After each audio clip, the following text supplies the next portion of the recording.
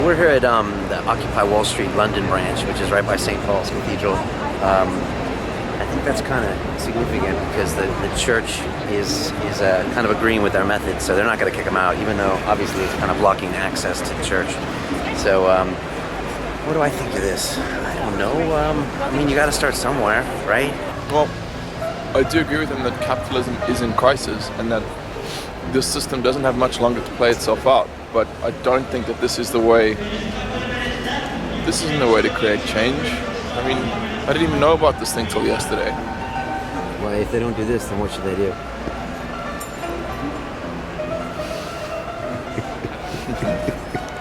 Don't know what to say. Anything I say could be taken the wrong way, but man, this isn't creating big enough of a bang, if you know what I mean. You know? Obviously, we're making a difference. Why does it close the church? I don't know, because we have more people coming here. This is not only shining a magnifying light on the inequality that the city is causing to people, not only in the UK but beyond, but it's also, St. Paul's it's showing how much. It was showing how much St. Paul's had been our sanctuary and defending our right to protest. If every one of these people took the effort they were putting to sitting into the cold and rubbing shoulders with everyone else and used that to try and change the world, think how much they could get done. Because technically, what are they doing here? They're doing nothing. Hello and welcome to London Real. My name is Brian Rose and I'm here with my main man, Nic Gabriel. We have just come from St. Paul's where the Occupy Wall Street movement was happening. Nic, what did you think of that? Interesting. I admire what they're doing, I really do. I'm not sure it's going to make a difference though. Capitalism is a juggernaut that has got so much momentum behind it. I think a few hundred people sitting in tents, I don't know that it's enough. Yeah, I know you said that when we were down there. It was like, it just didn't seem like it had a lot of momentum behind it. But I guess all movements start that way, right? I'm even trying to figure out whether they should be doing this or not. I know you're a capitalist at heart. I'm still trying to decide whether I am or not. I'd like to know why you think capitalism's the best system. The reason I think capitalism is the best system is because humans, I think, are lazy. We're just lazy individuals. And unless you have to get up and go to work, unless I have to get up and do my job, or you have to go and train someone or do that, then you're just not going to do it. And I think unless you're motivated by money or and need to eat or something, I think the human race isn't motivated otherwise to do things and to innovate and to just kind of push yourself harder than you need to go. What do you think about that? When I hear that, I mean, what you're saying makes complete sense, but what about if you think of tribal societies in civilizations gone, or in times gone by? Like Papua New Guinea type examples? Yeah, okay. I mean, all they had to do was hunt and gather the resources they needed for, like the very few things they needed, like maybe straw to build huts or whatever, I don't know.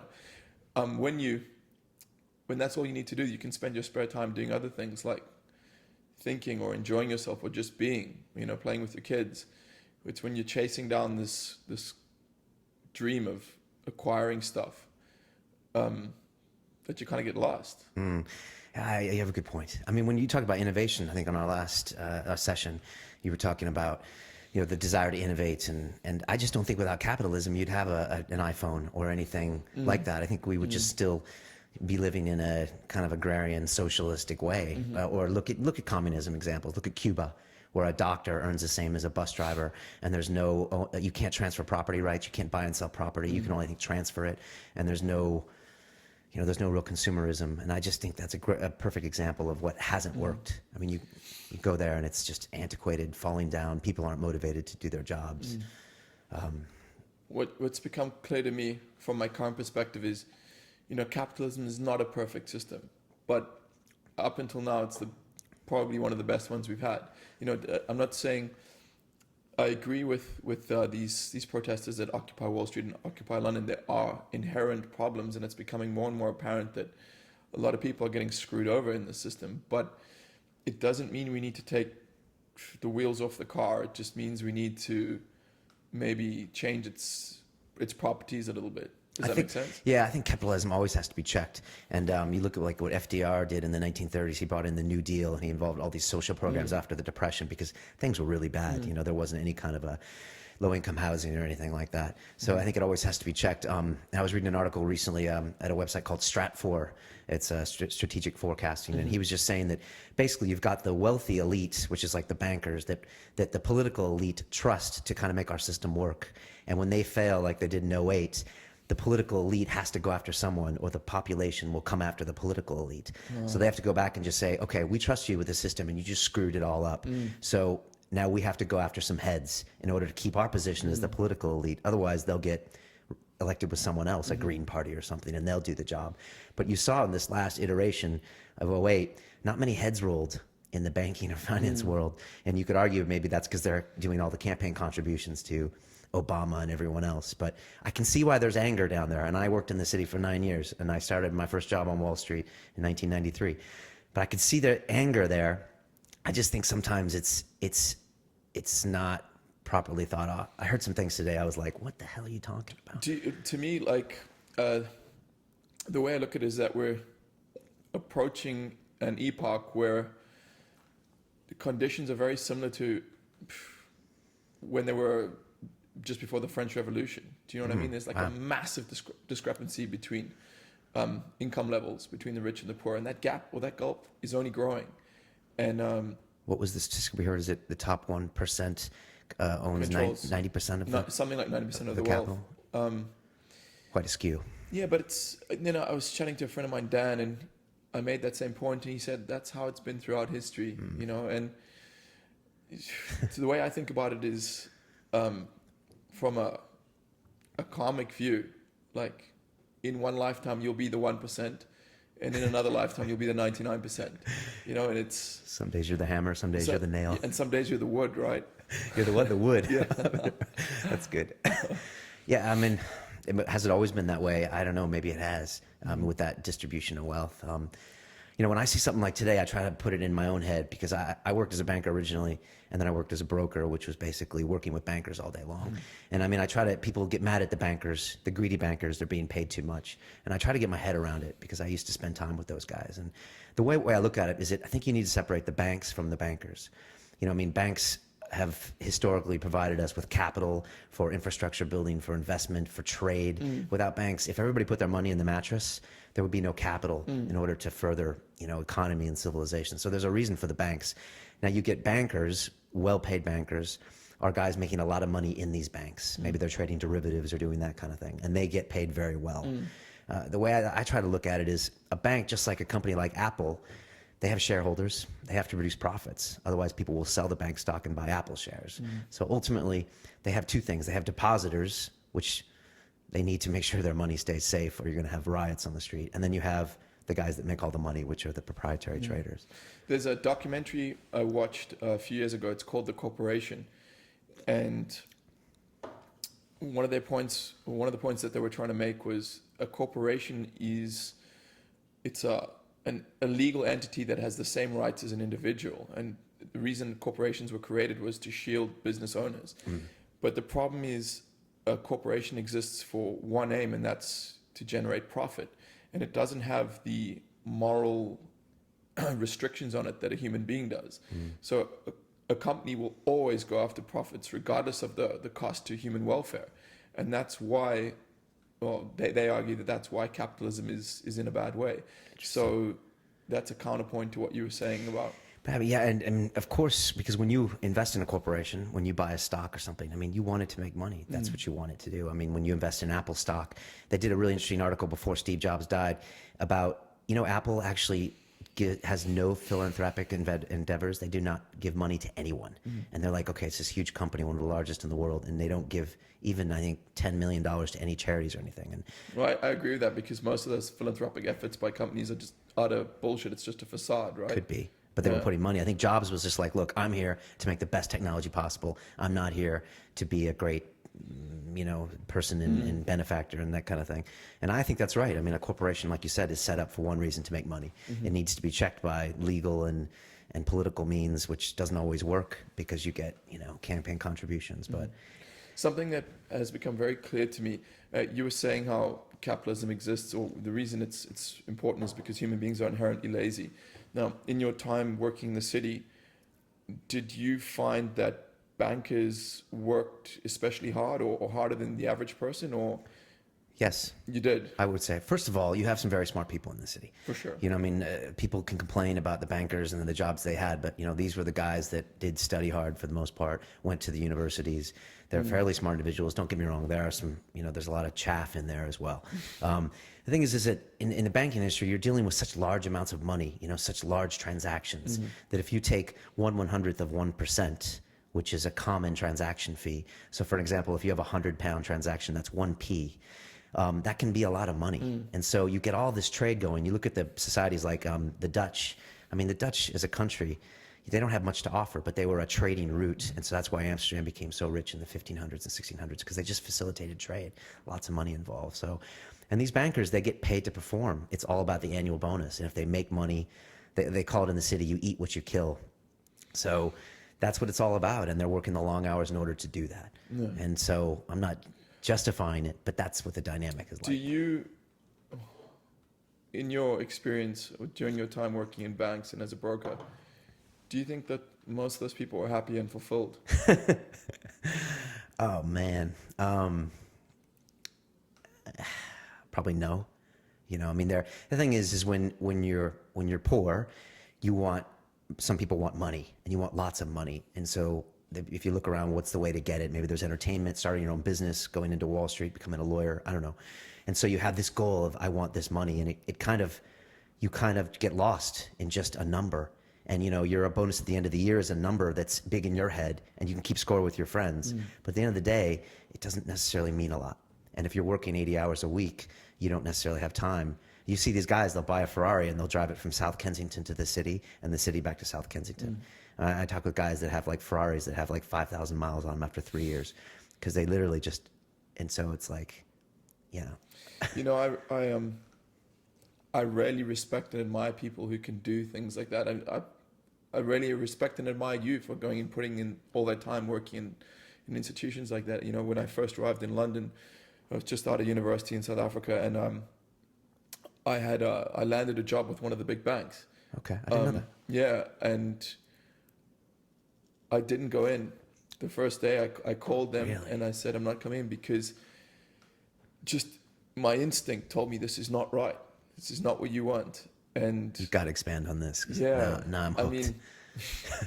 It was in Canary Wharf, and I remember walking out of the interview, and I was surrounded by all these super high-rise buildings, and I had this empty feeling in my soul, and I was like, Nick, if you go down this path, you will be expected to sit in this building for 10 or 12 or 14 or 16 hours a day, 5 days or 6 days or 7 days a week.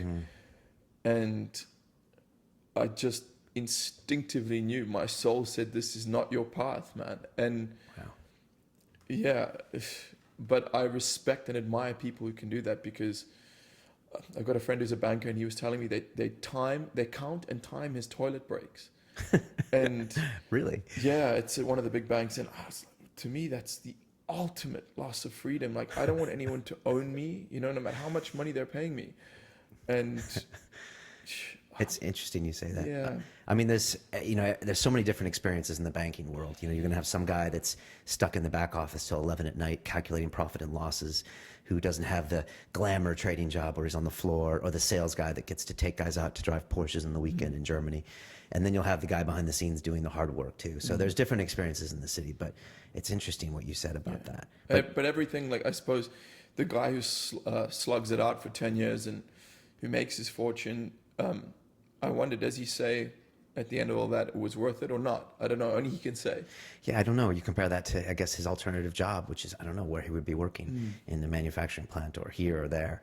So, Did you, I see you're quite a creative guy, Brian. Like, I know you're always doing courses on video design, and you've made your own film, and I wouldn't say I'm creative. Yeah, I think you are. And my question was going to be, I think everyone is creative, actually. Okay. I think that is true too. Yeah. And I think everyone's an artist as well. I think that's part of the life force wants to express itself through creativity, and it's my understanding that a lot of these people who work jobs like that, there's no outlet for their creativity, and then a part of you starts to die. You know, did you ever feel that? Did you ever feel that your creativity or that creative impulse was being stifled? Wow, that's a strong question. You know, I wasn't creating when I was there, really. I mean, when I first got there, I was creating my accounts in a certain business. But after that, it's more of a maintaining process. And so, to be honest, this last couple months working with you on the podcast have been some of my most creative moments in like 2 years, if that's hard to believe, you know, or since I made the film. So I would say there's not a lot of creativity there. And you probably got that feeling when you were in Canary Wharf, right? Do you get a bit of a worker bee feeling there? The word I use is drone. Okay, well, that is a worker bee, right? Yeah. But but you have quite the 180 opposite of career path in a banker, right? Man, I'm not. Again, when I see these people, most of the time it's admiration that I feel for them. It's interesting you say that, because there's so many people, not like you, but there's so many people that would go down to what we just saw, Occupy Wall Street, and they read the headlines and they just say, damn greedy bankers, government keeps bailing them out. And so I'm surprised to hear you say that. Well, these are intelligent people and they're making rational choices. They're like, this world runs on money. This is a way to get lots of money. I'm going to do it. Okay. And man, I respect that. I completely respect it. And at one time in my life, that is a belief or a perspective I held. You know, I'm not anti-money. I like money. I like what it can do. You know, I hope to have a lot of it one day. Okay. I just wonder if there's not, I don't know, I just think there has to be a better way. Some people I know really enjoy what they do. Some people thrive with that energy on the trading floor and that dog-eat-dog world and making deals and that high-energy situation, and that's great. It's not for me. Yeah, it can be quite a buzz. You know, it was that I forgot what the movie was, but they called them Masters of the Universe, which the writer was actually making fun of these traders, because the Masters of the Universe were these little these little plastic dolls or these little plastic figures. Was it American Psycho? No, it was gosh, I forgot the name. Bonfires of the Vanity with Tom Hanks. Yeah. And so they were called Masters of the Universe. And if you think of it, it's like, oh yeah, but they're actually these little plastic toys, you know. So they think they're Masters of the Universe, but they're actually the plastic toys. But yeah, there's a big buzz, and you can get a big buzz off of that. And a trading floor is pretty intense because you're packed in like sardines. I mean, you've probably been to one before, I don't know, but there's no offices. And you each have about I used to have a meter of space, and then a guy next to me had a meter of space and meter space. So you're packed in because you need that density for the information exchange. Wow. And so it almost claustrophobic, because you're with these guys, you're listening to them, you're smelling them, you eat there on the desk. You know, you don't go to lunch, you get your food on the desk. Most of the guys found that they ate really fast because of the job. You're always on the phone. So when they would go out to dinner with their wives, they would find they would eat their food really fast because they were constantly like that. Yeah. But I don't know. I'm sure lots of jobs have that buzz as well. I'm sure. Yeah, I mean, performing, that kind of thing. Something that's become clear to me is, you know, there's that expression, if you want to succeed in life, you have to work hard. You know, it's all about hard work. And I agree. You probably won't achieve any goal or objective if you don't put in a certain amount of hard work. But I'm starting to understand it's more about working smart, like in applying your leverage at specific leverage, or applying your powers and your mental capacities at specific leverage points. Because one of the things you have to remember is that many people work hard their whole lives and have nothing to show for it. Yeah, you know, I think it's very hard to take a bird's eye view of your life and to critically assess your own capabilities. I think you've done that. I've heard you talking to people before, and you're like, I'm not good at this. You do this. I'm good at this. But I think it's hard to do that. I mean, it's very difficult. Are you able to do that? Well, it's impossible to be completely objective about your life or anything else. I mean, it is. We're all super subjective. Exactly. I mean, one of the exercises I try to do is every now and then I just try to imagine my life as a stranger looking in.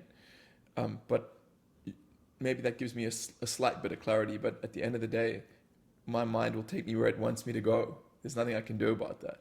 Do you know what I'm saying? Yeah, I know what you're saying. It's good though if you can try to look at your consciousness from the outside. Observing ego, right? Yeah, observing ego if you can do it. I was just thinking of something random. Will Smith said before he made Men in Black with Tommy Lee Jones, one of his breakout movies, and also when he did, what was that one where America gets taken over by those aliens. I forgot the name. Independence of it. Day. Independence Day. And him and his manager took a step back and they said, "What are the top 10 grossing They all movies had of the last creatures 10 in years?" them. They all were science fiction and had creatures. And he said, "These are the top 10 movies: Star Wars." And he's like, so he's going to make a movie based on that. I mean, if there's ever a good example of taking a macro perspective and looking at his career, that's smart. I've had a thought recently that, I had this erroneous belief or perspective that business and creativity were diametrically opposed paradigms. And now I'm starting to realize that that's not the case. Some of the most creatively intelligent people I know are businessmen. And the way to make profit, or the way to provide a good or service that people want, is to think creatively and think out the box and find areas that haven't been, I don't want to say extracted, but haven't been utilized, or find strategies that haven't been utilized. And I think that's what I'd like to do. And I'm starting to get more and more focused on my own businesses, and I'm enjoying the creative process of that. It's like one of the ultimate creative places, because there's no canvas and there's almost no history of artists you have to kind of mimic, and you kind of can do your own thing. I think Andy Warhol even once said, a profitable business is a beautiful work of art.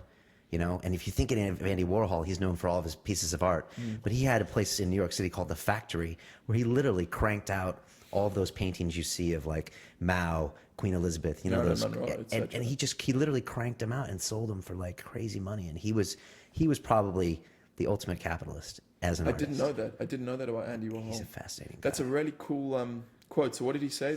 I have to Google it. It's something like, I guess something like, not a profitable business, but something like a good business is a work of art. Something like that. You see, because in my mind, for the longest time, I associated business with accountants, and I think most people do. Do you know what I mean? And that's probably why I didn't put much focus on it during my 20s, is because I didn't like the idea of that. But now I'm starting to understand that you can be a pretty well-rounded and interesting person and a businessman. And starting a business is very hard. It is. I mean, they say it's 90% of all small businesses fail, or all I've heard startups fail. that statistic has been proven false. Really? Yeah. From everything I've seen, it's pretty accurate. I've just seen so many people have a hard time trying to get into a business niche and trying to keep it. I mean, these days, a good example is the iPhone. Like, I remember 4 years ago when I bought my stereo system, or 5 years ago, 6 years ago, the guy tried to sell me a device so I could control everything wirelessly. And that was completely made redundant with the iPhone, because they give you these apps that are almost free. And I'm trying to think of how many businesses the iPhone took out, because all of a sudden now people have these touchscreen wireless devices in their pockets. And anyone else that had made this investment effort to try to provide that device in any form is now outdated and no longer relevant. Yeah. On the subject of technology, there's a concept, I'm not sure if you're familiar with it, it's called the singularity. Do you know anything about that? No. So, but I'd like to. Yeah, if I'm not mistaken, it was first coined by the futurist Ray Kurzweil. And the singularity refers to a point in history whereby we will create artificial intelligence that will be able to create an intelligence smarter than itself. Kind of like in Terminator 2, like Skynet. Okay, all right. And apparently, the interesting thing about it is all the cultural models break down when you get to the point of the singularity. The same way all the models in physics break down when you try to describe black holes. It's just so far beyond anything the existing model can cope with. Wow. So yeah, I don't understand black holes. I'm quite interested. I think we are approaching something like that. I've got a friend who's he's doing his PhD in artificial intelligence, and some of the stuff he tells me is just absolutely fascinating. Wow. I mean, you see it on the ground with this new Siri, speak to thing on the iPhone. Yeah. From everyone I've spoken to, it's pretty incredible. Yeah. As in, they have conversations with her. And I mean, I'm just thinking about waking up every morning and saying good morning to my iPhone, and where that goes from there, and having semi-intelligent to artificially intelligent conversations with your devices. Gosh, that's scary. On the subject of the iPhone, I just am continually amazed by that piece of technology. I always tell people it's the most amazing thing I've ever held in my hand. You know, it's the last thing I look at night before I go to sleep, and in the morning it's the first thing I reach for. More than your children, right? I don't have children. But if you did, it would still be the case, right? Well, yeah, maybe. Depends how smart my children were, right? Yeah. It's impressive. I remember when you got one. This was like 3 or 4 years ago, and I didn't have one yet. And you looked at me. I used to carry around my Sony Ericsson and my iPod, together. And you said, "Brian, don't think, just buy one." Yeah. And I was just like, okay, and I did, and It's a great, amazing thing, huh? didn't look back. Yeah. Apparently, Steve Jobs saw that technology presented to him when they were working on a tablet, and he saw the touchscreen and how versatile it was, and he said, "We're not going to make a tablet. We're going to make a phone with that," because his brain saw that there would be so much more applications than a phone first. Wow. Man, I couldn't have made that call. I've been like, make the tablet. Yeah, I'm not sure. I'm not entirely sold on tablet computing. Have you played with an iPad? Yeah, I play with an iPad. It's kind of cool. I don't know that it can do anything that my laptop can't do, and I know there's a lot of things it can't do that my laptop can. Yeah. So, and as a little big brother there, there's no torrents. You can't download certain things. It kind of keeps. Speaking of torrents, what's your take on downloading music and movies illegally from the internet? I don't favor it. I'm in two ways. I mean, I made a film, okay, and so when people just download films and watch them, it makes me a little angry because I do respect artists' rights and they're proprietary and they have a right to sell their art. And there's a whole business in Hollywood that wouldn't exist. I think the porn industry has gotten killed from illegal downloads, although I think they still make a lot of money. Mm-hmm. But I'm against it. At the same time, if the artist can't provide it to me in a way where I can pay something for it and get it, then I'm the first one to download it. I get you. And there was an article that came out a year or two ago, and it was something like better than free. It was something like that, saying that the user will actually pay for content if you put it in a right form or in the right platform. Mm-hmm. They're happy to pay for it. For example, I'm happy to go onto iTunes and pay £4 for a movie if I know it's going to be crisp and clear and everything, as opposed to taking a random chance with a torrent where you don't know what it is. Or say an artist has an album and they sign 50 limited versions of, a consumer might pay to have something like that. So I think it's the artist's responsibility to make that content better or on demand. What do you think? It's a tough one. I do respect all the effort that goes into producing film and music and television. I really do. Music's got killed. Yeah, the thing is, if you think about a rock star, right, or the music industry in general, they've been raping the consumer for years. Like the reason you pay 15 quid for a CD is so that... Or used to. Yeah, or used to, is so that music industry execs can throw these wild, expensive parties and snort coke off, I don't know, whatever. They're corporations and they're trying to make money. And that's fine, but if you look at the way the model's changed now artists are making most of their money off live tours, and I think that's great. I think that's a way that piracy is actually, it's keeping artists real, man. Do you know what I mean? Yeah. Ice-T says something funny about it. He's talking about how no one pays for music anymore. And he's like, when was the last time you paid for a song? He said to someone, and he's like, okay. He's like, when was the last time you paid for a sandwich?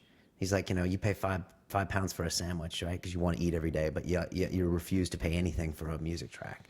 And it's just gone completely, piratable. But like you said, touring is the way to do it, and that's the way they make money. Speaking of paying for music, I'm using Spotify at the moment, and that's such an incredible service. I pay £10 a month, which is about $15 if I'm not mistaken. Right. And it's a lot of money. Is it though? I know. This is what people say. That would get me the equivalent of 10 tracks on iTunes. True. Right? True. I download as much music as I want. I don't legally own it, but I have the right to access it on my iPod or my computer, which is where I use it. You can't access it on your phone, though. Well, on my iPhone. Oh, you can? Yeah, I can. Oh, okay. And everyone who's listening and watching, I would highly recommend Spotify. It's incredible. The thing is, once you stop the subscription to the service, then the music is no longer yours to listen to. But still, it's such a more fluid and versatile way of running the industry. I think I'd be surprised if Apple or one of those big media companies didn't buy out Spotify soon. Does it stream to your iPhone, or is it actually stored? It streams, but what you can do is you can create a playlist and put the tracks you want in it, and then you can click on a little tab that says make available offline, and then it will actually download them to your computer. and what it does is every time you turn it on, it will send a message to the server just to see that your account's still going. Okay. And then you can continue to play them off your hard drive or off your iPhone or whatever it is. Interesting. I'll Great check service. it out. Yeah, I'll check cool. it out. It's really You know, cool.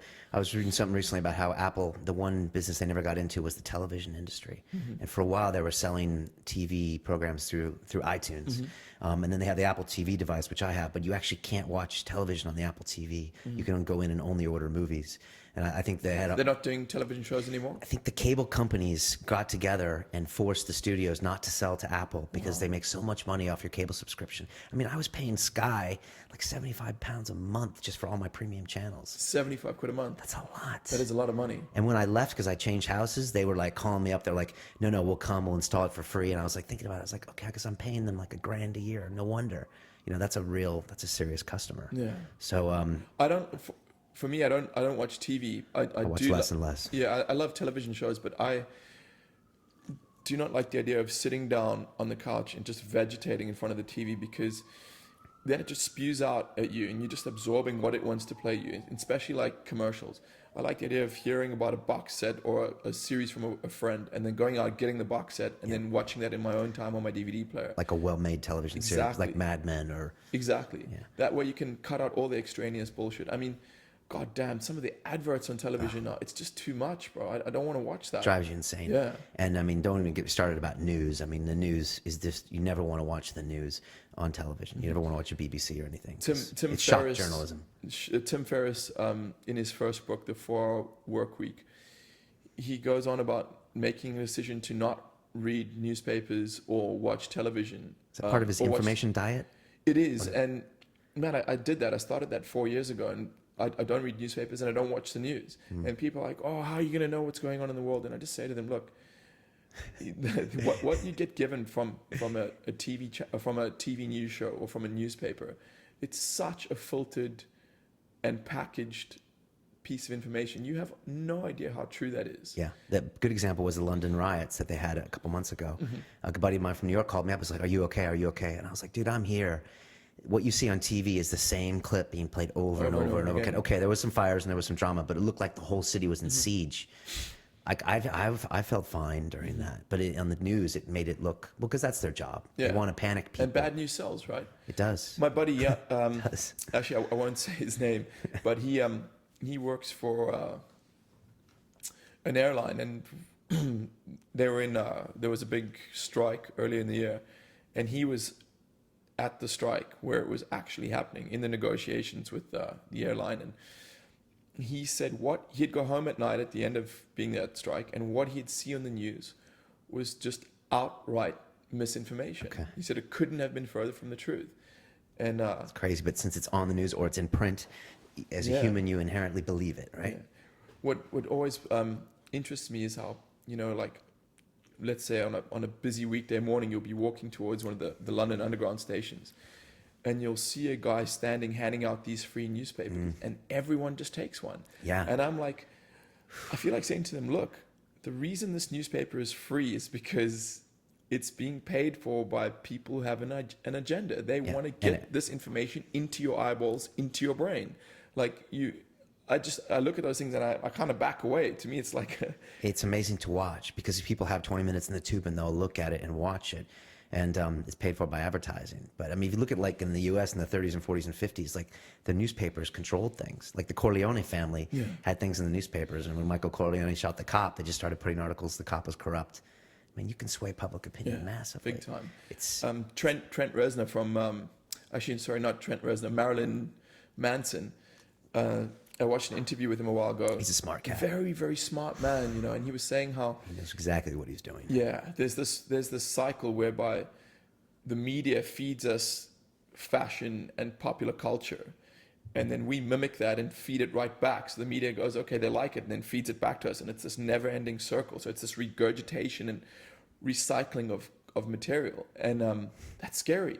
That's very, very scary, yeah. Very scary. You know, the funny thing, you can look at the common perception of beauty and how it's changed over the last 100 years, 200 years, 300 years. If you go to the National Gallery in London or the National Portrait Gallery, you can see these pictures, and like in the 1600s, a beautiful woman had like a huge forehead, enough where they would actually shave the top of their hair to make their forehead bigger. Come on. Yeah, and it was like a dainty little nose and all white, because that was showing that you weren't working, obviously.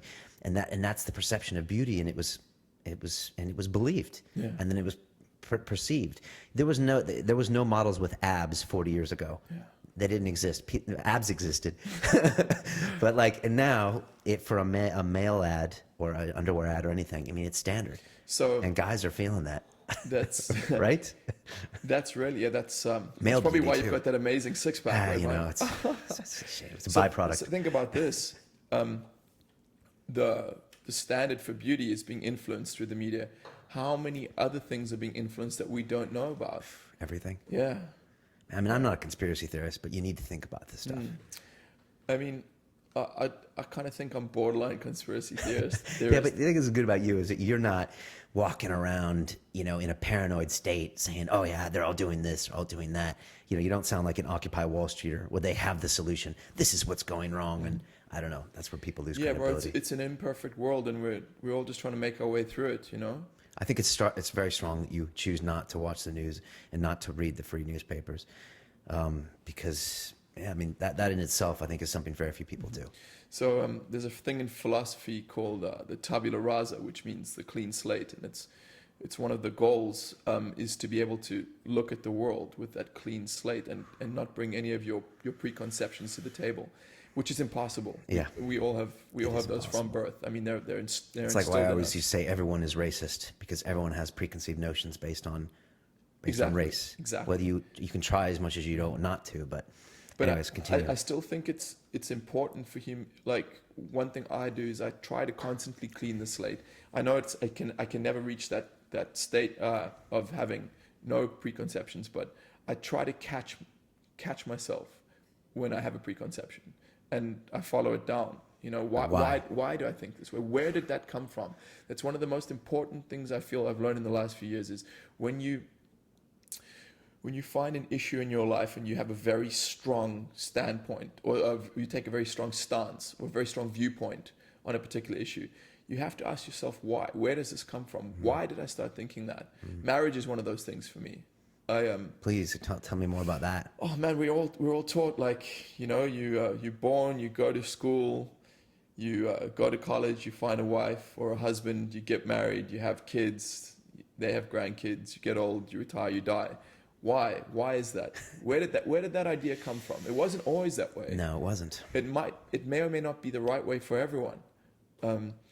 What are your thoughts on that? I mean, people say that that's created to keep the civilization, you know, calm and rolling forward, and monogamy is there to promote a family life and to promote the rearing of children. And yeah, it's funny. Like, you look at a movie like Goodfellas, and you know, when the guy starts cheating on his wife, it's okay for a little while, and then all the guys get together and they're like, you have to go back to their family, you know. And so, like, they have this core values of what's like kept this Italian tradition through, is that the family is at the very nature of, I don't know, civilization or progress. I don't know. But we're fed it to where even when you're probably checking yourself with the tabula rasa, you're probably still thinking, someday I'm going to get married. You know, I check myself all the time. I'm 40. I've never been married. I've never been close. Hope that doesn't offend anyone. Good for you. But I still think about it. I still think one day I'll get married. And then I'm like, why? Why are you doing that? And we could talk for ages about that whole concept. Yeah. Yeah, I don't know. I mean, I have a lot of theories about marriage. I have a lot of theories about alimony and the 50-50 split of wealth, which I completely don't understand. I have a lot of things about if is marriage a contract or is it love? It's really a contract. I think like marriage is anti-love, actually. I really believe that. Tell me more.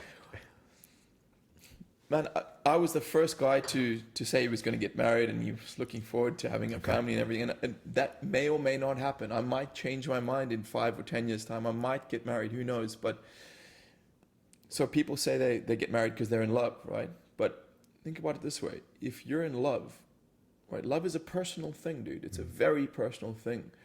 Why would you want to bring the state and the church legally through a contract into something like that? That is just, to me, it's poisoning something pure.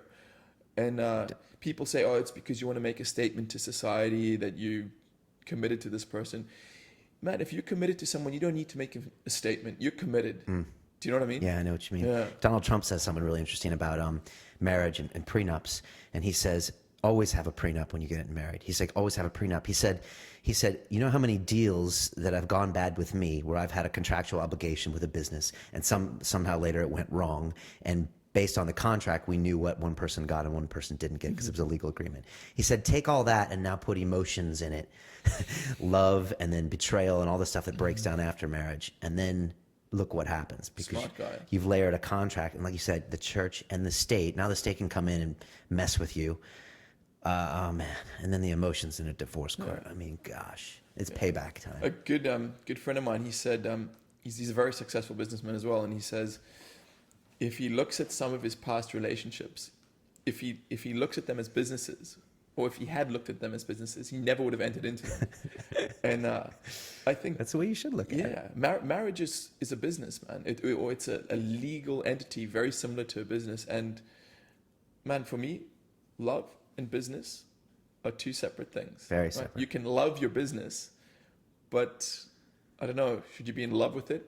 I don't think so. That's why in businesses you sign contracts, and there's legal, and you know exactly what happens. A, B, and C, and D. You don't just, I mean, you can shake hands on a deal, but most people don't. Yeah. And that's where they're intertwined. And then you start getting, you could get me talking all day about this. And then the wedding ring and everything. So. So when you're getting married, Brian? Oh man. Big shout out to Brian's girlfriend. Yeah, you never know. That's all I say. You do never know. I mean, also, I was a child of divorce. I always think about whether this affected Welcome me. to the club, my friend. You are okay. Dude, my parents' marriage, dude, it put so much shit into my head from such a young age. Like, that stuff will never get out. What age were you when that went down? And they only got divorced a few years ago, but, you know, they were a couple who, they had no business, using the word business strange, they had no business being together in the first place. And yet they stayed together for the kids, which they had noble intentions, and I applaud them for it, but it was the worst thing they could have done. Okay. It was literally the worst thing they could have done. And that's probably why one of the reasons I'm so soured on marriage. Interesting. And they stayed married. Yeah, until a few years ago when they got divorced. But So I was 7 when my parents got divorced, and my dad just moved away, like 15 minutes away. Mm-hmm. And when I look at it in retrospect, I couldn't see them staying together. You know, I think it would have been a nightmare just to watch that. But instead, I got to just live with my mom until she drove me crazy and threw me out to my dad. But I always try to view my thoughts on marriage through a perspective of being a kid of divorce. And I don't know if it's affected it. It must have, right? it has to have, yeah. I mean, again, every pain has a pleasure, right? There's something you got from, or something children of from divorce situations get that children from stable homes probably don't get. It's probably they get a strength or a self-reliance, or I'm not sure. Is it zero-sum game, do you think? Pain and pleasure? Definitely. Really? Yeah.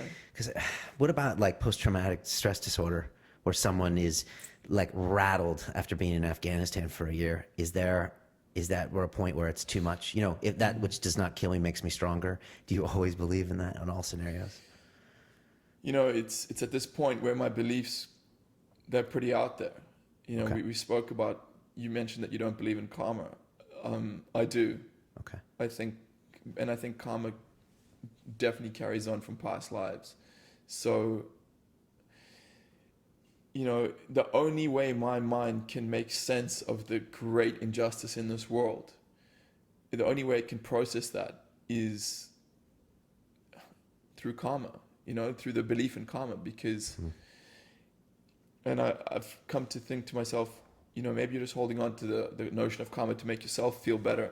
Could be. I don't think so. But if there's no such thing as karma, then this is a very, very scary world. Yeah, that's well said. That's well said. I think about when I'm doing like a business deal with someone, or recently I moved flats and I was just like, you know, making sure that everything was sorted out and fixed. And I was like, you know, I could leave this here and try to make a run and make sure they don't get my deposit back. And I was just thinking, you know what? I'm not going to be that guy. I don't want to send that bad negative energy out. I'm just going to do the best I can and be straight up. And if I get nailed on one, that's fine. But I was just thinking, I know what I can do for myself, and I don't want to, I don't know, go out like that. But that's not really karma, is it? I think it is, and I'm going to throw in my weekly biblical quote. Cool. I like them. Bring 'em. I don't read the Bible. What Jesus says, I think it was Jesus. I'm hoping it was Jesus. He said, "Do unto others as you'd have them do unto you," and that's the key to everything, bro. Everything. Before I make any decision, I think to myself, or any decision that involves other people, how would I feel if the same thing happened to me? And some people say it's a very childish way to look at things, like only do what's going to reward you or serve you. But I don't think so. I think that is an amazing rule. It's an amazing law of the universe that keeps everything in check. You know what's more amazing is that until 2,000 years ago, nobody had conceived of that. You see, I don't think that's technically true. Really? Because, karma I don't think the Romans were doing that. Yeah, the Romans definitely weren't doing that, but in Eastern traditions, in Hinduism, Okay. I mean, Yeah, that's reincarnation's based on that whole, or based on similar principles. Karma is, you get in this life situations as a reward or punishment from the life before. Right. Some people would argue that was only to keep the caste system functioning.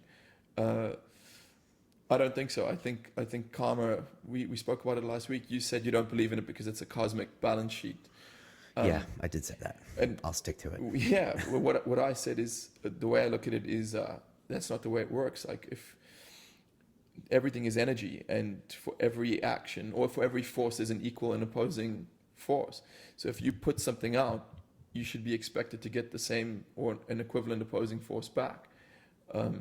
I do think that's true with energy and positive energy. You're talking about the caste system. I was just wondering if you've been to India, and then I was wondering on top of that. I haven't, Brian. Well, okay, I haven't either. I'd love to check it out. What is from a cultural perspective, what's the most interesting place you've been to? Or something that's like a stunning kind of, wow, kind of observation moment? Or maybe that's London, I don't know. But Off the top of my head, the place I find most interesting is the United States. Okay. Yeah. Interesting. Why? Every time I get to that country, I'm completely blown away, scared, excited, amazed by the scale of it all. Just, I arrive in, I go to the US once a year at least, usually to the West Coast, and I arrive at LAX, and I either take a taxi or someone picks me up, and we get on one of those freeways, and you just see these 8-lane or 10, how many lanes are there? I think they do 10 or even 12 and some, 6 to 6. Where I grew up in Cape Town, the biggest highway's got like 4 lanes, right? So for me, it's just incredible, the scale of everything, and the scale of commerce, and the juxtaposition of the rich and the poor, and it's just an incredible place. Very exciting. You find it exciting, yeah. Very. I've been to Thailand. I haven't been to anywhere I think as intense as India yet. I'd like to visit one day, but I hear it's intense. yeah, I think there's plenty of interesting things still to see in the US. And I've been there like 10 or 12 times. I'll go another 10 or 12 times. I think you could see, there's probably 50 cities you could go in the U.S. and see so many different things. I do believe, and I want to make it very clear that I love the USA. I'm a huge admirer of its culture, but I feel that it's an empire, it's a civilization severely in decline. I think the 20th century was the American century, and I think there's a lot of conditions that are similar to the ones that were found prior to in Rome before the fall of their empire. Okay. Or what, Britain's empire or Spain's empire? Yeah, but I think in America it's most prevalent. Yeah. I've heard that a lot. I've read a lot about that. There's this guy, George Friedman from that site, Stratfor, who talks about the next 100 years, and he predicts what's going to happen. And certain countries that he's bullish on, he's very bullish on Turkey, because they have that whole Asian step there. They have access to Asia. They're in a perfect position strategically, economically.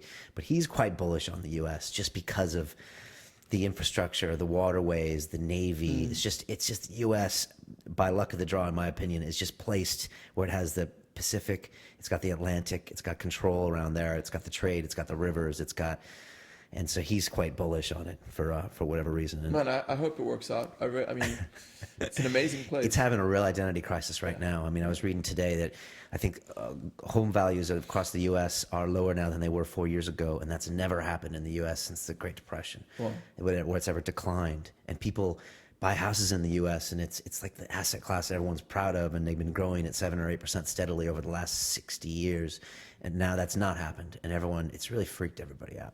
It really has, and I think it's a major confidence issue for the U.S. and a wake-up call, that people are having. What do you think the biggest crisis facing that country is, as an American? I think it's a bit like what the Greeks are realizing is that there's a book called "Who Moved My Cheese." Have you ever read that? Yeah. It's a great book, and it's basically these mice that go every day, and their cheese is there, and that's great. Their life goes great, and then one day someone moved their cheese, and they're like, "What the hell?" And they go through all the emotional reactions of things aren't the way they used to be.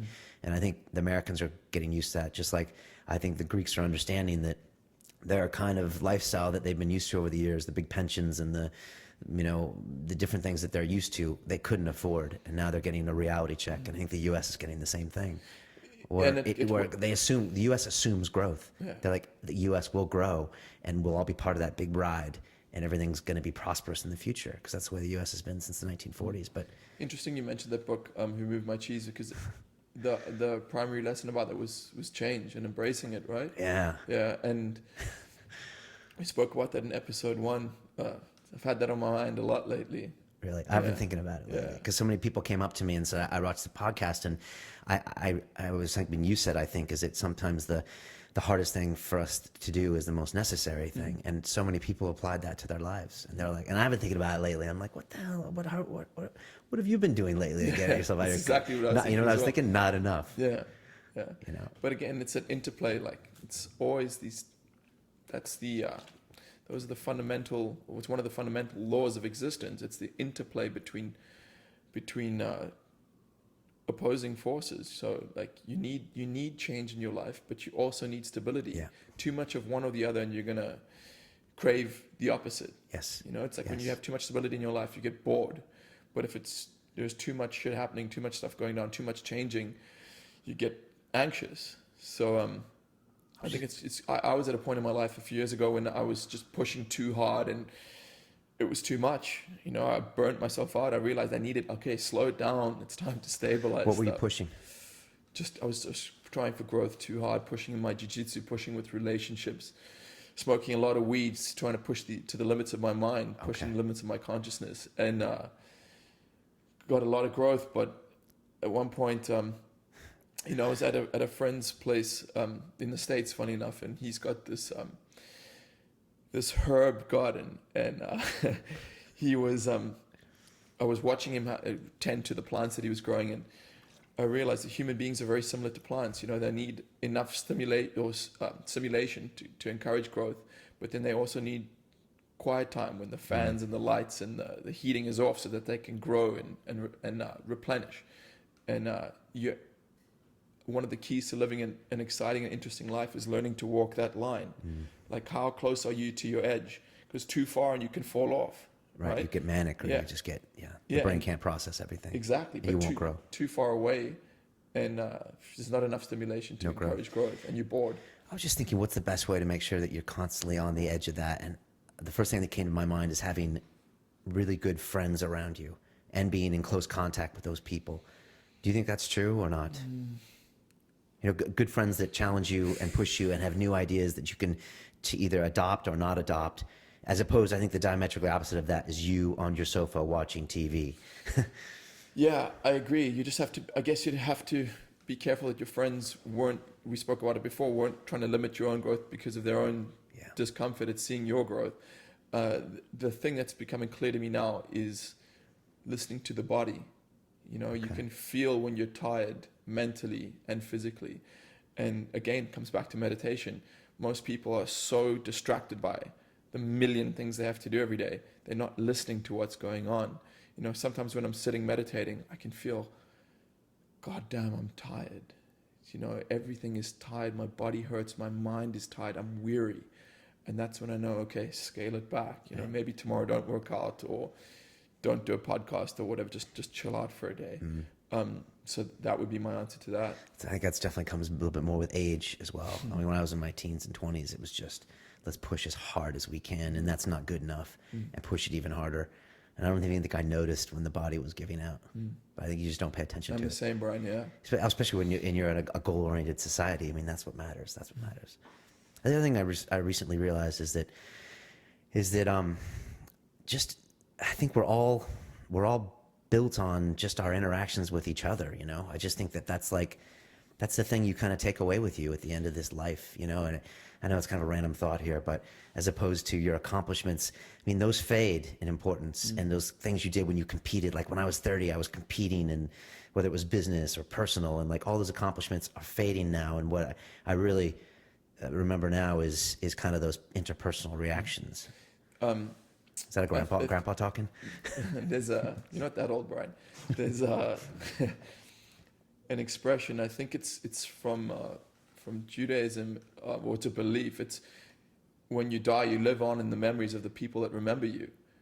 And I don't think that's strictly true.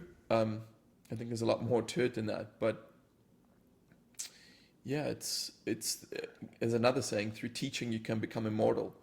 And that's one of the things I love about being a jiu-jitsu instructor is, like, you know, one day I'll see one of my students using a technique that I showed him, or using something I showed him, and knowing that one day he might have a kid that he shows that technique to, and so on and so on. And that's amazing. Is that powerful? Yeah, I really appreciate that. It's the thing I appreciate most about teaching. Even though it's anonymous. Even though it's anonymous, and it's also very egoic. Like, it's just appeasing to my ego to see, okay, a part of me is going to live on in something I showed. Even though the submission isn't named after you. Yeah. But still. Exactly. It was kind of your effect on the world. You know, I kind of wish that my grandpa and great grandpa had like done a podcast so I could have seen what they were like. It would have been 5 minutes, but just to see the way they talked. I see pictures sometimes and it's fascinating. But that would have been really interesting to have a record like that, you know. Something I think about a lot is how many captains of industry or people that achieved great things with their life, enduring things, how many of them were motivated by the fear of the dissolution of their own ego? How many of them just wanted to be remembered when they died? Lots. Yeah, that interests me a lot. And I've seen it in my own life. You know, there were many times, there still are things in my life where I'm like, you know, I want to have this goal. And when I follow it down, it's like, why? It's because I'm afraid of not being remembered, you know? And there are very, very few people whose names will not be forgotten completely in 100 years' time. Very few. You know, unless you completely rewrite the history of the world in a good or bad way. In a good or bad way, no one is going to remember your name in 100 years. And in a way, that's kind of comforting. Maybe it is. Yeah. I guess maybe your offspring will. Somebody to think about. Well, I mean, how much do you think about your grandfather? I know my grandfather, I didn't know the guy very well, but I find myself thinking about him a lot, actually. you do? Did you know him well? I did know him well, and you know, he started from nothing and started farming. And I was in Arizona recently, and he's dead now. And my grandma, who's alive, I think I told you she's 92. She showed me like the first field that they were on, and she looked at this field and she said he spent 2 years pulling up tree stumps before he could plant crops. Oh my God! And I was just like, wow. Yeah, and yeah. That is incredible, Brian. Thank you so much for sharing that with me. Yeah. And if he hadn't have done that, then his son, my father, went to university and he moved to California and then had me. But if he hadn't have done that, it's just like, man, that's a big slap in the head. You know, I've had on my mind lately the value of physical labor. You know, I'm working with kettlebells. Okay, yeah. And for those of you who don't know what a kettlebell is, it's like it almost looks like a cannonball with a handle on top of it. And you use it to exercise. And some of the movements are really, really arbitrary. Like some of them are like swinging this thing over your head and picking it up and pressing it. And I realized just how similar these movements would be to old-time manual labor not old-time, a lot of people still do that, but it's not a part of my life. Right, or most people's. Say again? Or most people in an urban situation. In urban, modern Western life, like most people have very sedentary jobs, and yet, strangely enough, we're moving back towards that old paradigm of hard manual labor. Yeah, and it's fun. I do a weekly kettlebell workout as well, and I'm sure it's like yours where you have to do so many iterations of this. And I always think it's like I've got 20 minutes of work to do, just like you have to do this work. And it's unlike any other weightlifting technique. It feels like you're like you're doing work. Yeah. And it's like, yeah, I just think of it as a job. Like if I was in agriculture, you have to pick all the cotton in this field or something heavier, I guess. But yeah, we are kind of regressing back, aren't we? Some of the guys I worked with in Australia, they call the origin of energy. You can Google them, and they on their whole system is based on what they call ancient wisdom, modern science, and they're all about health and being as healthy as you can be. And what I find interesting is we are starting to come full circle. Like we're realizing that eating in a more primal manner is healthier, and physical labor in that same kind of capacity of moving, lifting heavy things is what's best for us. Whereas maybe 100 years ago, society was trying to get away from that as fast as possible. We wanted to get out of the fields or out of the manual labor. And we wanted to eat cake. Now we're realizing that maybe the old timers were onto something. Yeah. Do you know what I mean? It comes back a lot to what you were saying before, I think last episode, where the connection with the body and the mind, and how were you saying it? It's just listen to the body. Is that what you were saying? Yeah. Or it was earlier today. or was that earlier today? It's Yeah. an integral part of the human experience is your body. Yeah. Whether a lot of people walk around with their mind, and like you were saying, it's just a tool. So many, in some of the esoteric systems that I'm exploring, like some of the workshops and seminars I go to, you see so many people that are so desperate to get out of their body. They want to astral project, or they want to have a lucid dream, and I think to myself, I wonder how many of them have ever actually been in their body in the first place. That's well said. Like pushed really hard in an anaerobic way, or There's a quote on my Facebook. I cannot remember the guy's name, but he's an American guy who went and trained judo in Japan before it was fashionable to do so. Okay. And he was explaining how during one of the workouts, he had to do 600 push-ups in a row or something ridiculous. Man. And he said, I'm paraphrasing, but it's, you go somewhere really deep inside or really deep outside. I don't know where it is, but I've been to that place. And it's cool. Only people who've worked out really hard know what I'm talking about. I think you're one of them. I've been there. I think usually you were on top of me when I was there. That's not what for those of you who don't know the background, that's not what it sounds like. It was in a Brazilian jiu-jitsu standpoint on a mat. But wow. Well, as usual, that hour passed quick. For anyone out there who wants to check this out, we're on facebook.com/LondonReal, and we're on our website, which is londonreal.tv, and we will soon be twittering at LondonRealTV. And over to you. Yeah, guys, leave some feedback on the Facebook page. Be sure to like the page. And that's it for this episode. Remember, it's about the journey. Indeed. All right, take care. See ya.